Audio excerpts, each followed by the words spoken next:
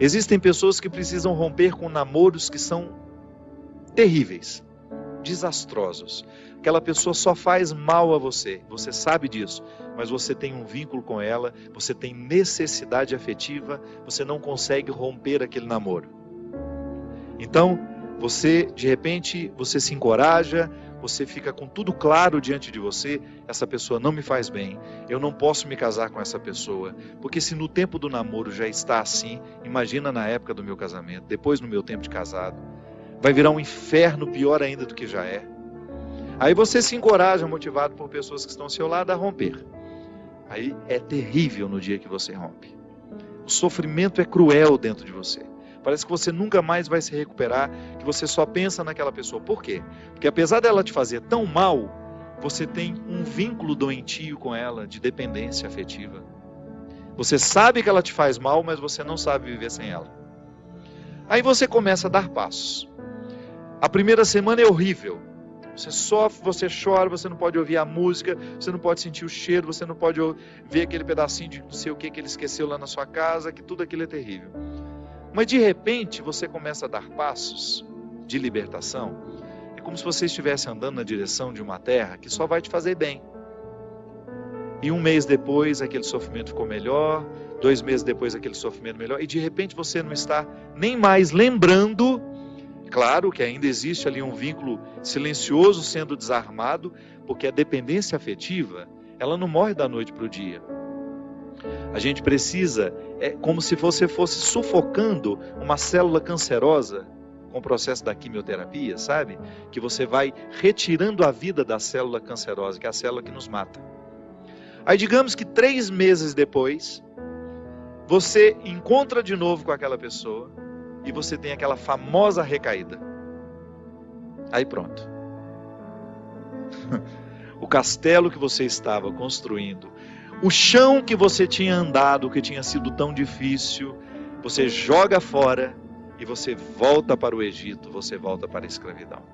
Você faz o mesmo que os companheiros de Moisés queriam fazer, voltar a comer a cebola, voltar a comer o alimento podre, estragado.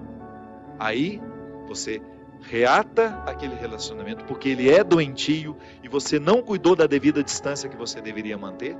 Porque quando você tem essa dependência afetiva, você tem que estabelecer a distância, porque senão você não se cura.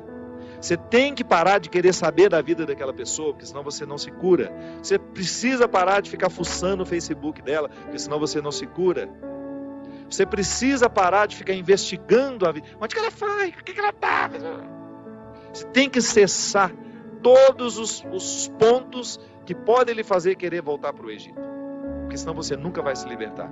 Aí 3 meses depois você está bela e formosa já, matando a célula cancerígena, você vai dar mais uns beijos na boca, volta àquela dependência horrorosa e o inferno retorna na sua vida. Na sua primeira semana é até bom que está tudo voltando. Daqui a pouco, minha filha, você está no inferno pior do que você estava 3 meses atrás. É assim. Quando a gente não sabe viver o desconforto que nos edifica, a gente se boicota o tempo todo. É como parar de beber, é como parar de fumar. Você fica sem fumar 1 ano e você comemora porque você parou de jogar aquela toxina cancerígena no seu organismo. E de repente você vai lá e acende um cigarro de bobeira e aquele vício volta como se fosse um monstro capaz de te comer inteiro.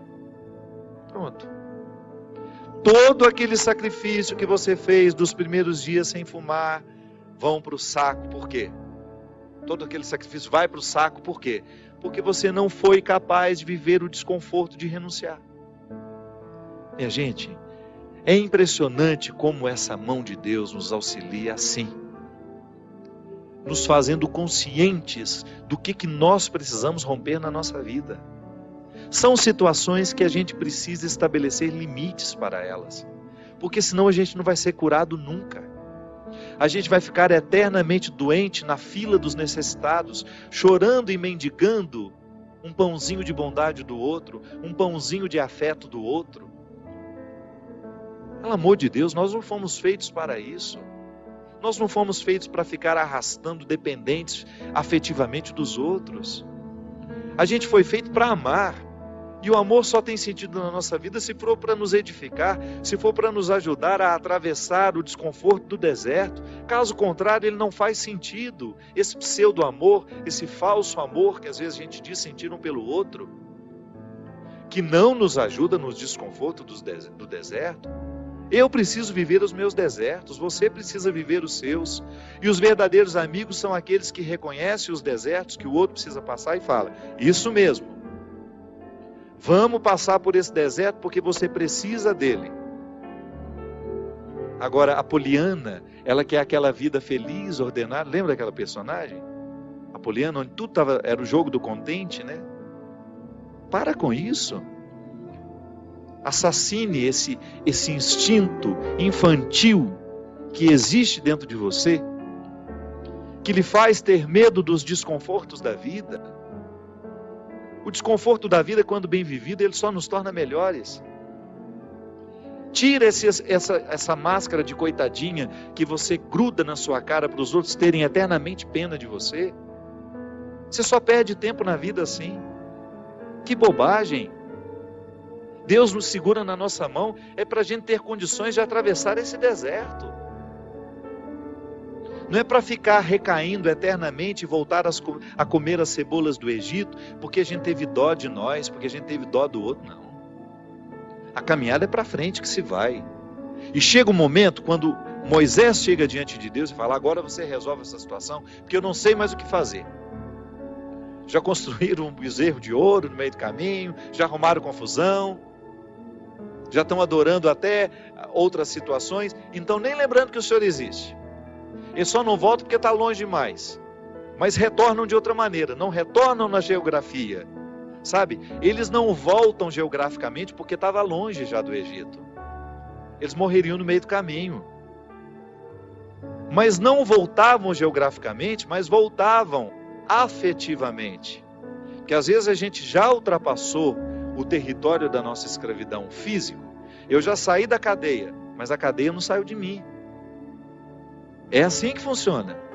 Eu já dei os passos na direção da minha liberdade, mas eu não fiz a conquista da minha liberdade. Eu não decretei a conquista da minha liberdade. Então eu fico afetivamente preso ao meu passado, lamentando as cebolas do Egito, lamentando o namoro que terminou, a situação que foi terminada, a amizade que foi traída. Então, quando Moisés está diante do Mar Vermelho, e ele fica apavorado, porque agora eles não tinham mais para onde ir, ou atravessavam o mar, ou voltavam para o Egito, e o exército do faraó já estava chegando para capturá-los. O que ele faz? Ele tem uma reunião particular com o Senhor, né? Uma audiência particular de urgência. Liga lá para o secretário de Deus e fala: pelo amor de Deus, você pede para ele me atender hoje, que eu não posso mais ficar sem essa resposta. O exército do faraó está chegando. E aí ele acha que Deus iria dar uma resposta fácil para ele, né? Ia dar uma solução rápida. Não. O que Deus fala? Lembra, Gino? Lembra? Corre, né? Entra nessa água. Olha que frase forte. Diga ao povo que caminhe. Eu não vou fazer por vocês o que só vocês podem fazer. Eu vou dar todas as graças para que o milagre aconteça. Eu vou fortalecer a coragem de vocês, mas se não colocar o pé na água, se não desafiar este mar, ele não se abre. E foi o que o povo fez. Moisés à frente, certamente, cheio de medo também, né? Ai, meu Pai de misericórdia, o que vai acontecer agora? Quando ele começou a entrar, a colocar os pés na água, Deus faz a sua parte. Minha gente, a nós nem importa se isso aconteceu dessa maneira mesmo. A nós interessa é o fato de que Deus faz diariamente isso na nossa vida. Sempre que eu me encorajo a vencer os mares que me desafiam, eu estou exercendo o cuidado de Deus na minha vida. Sempre que eu me encorajo a colocar o pé no mar que me ameaça, eu estou cumprindo a parte da promessa de que Ele estará sempre ao meu lado. Você faz a mesma coisa. Sempre que você desafia os seus mares, sempre que você enfrenta os seus desconfortos, Quando você não tem medo do desconforto que lhe chega, quando você olha para ele de frente, você fala: e agora? O que é que nós vamos fazer a partir desse momento? O que você me traz de bom? O que você está me desafiando? Eu vou aqui recrutar as minhas melhores partes, porque só isso me interessa. Se o desconforto me chega, eu preciso atravessar esse deserto para poder alcançar essa parte da terra prometida que me espera.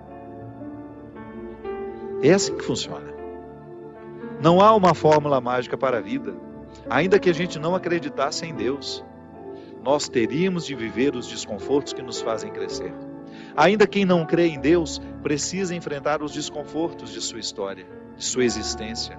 Agora, é claro que quando a gente acredita em Deus, quando nós acreditamos de que existe alguém superior a nós, nos capacitando para a gente fazer a travessia, um conforto a mais nos é oferecido.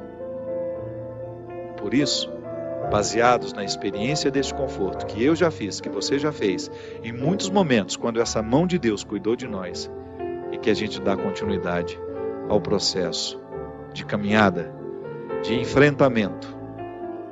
É enfrentamento, a palavra é essa.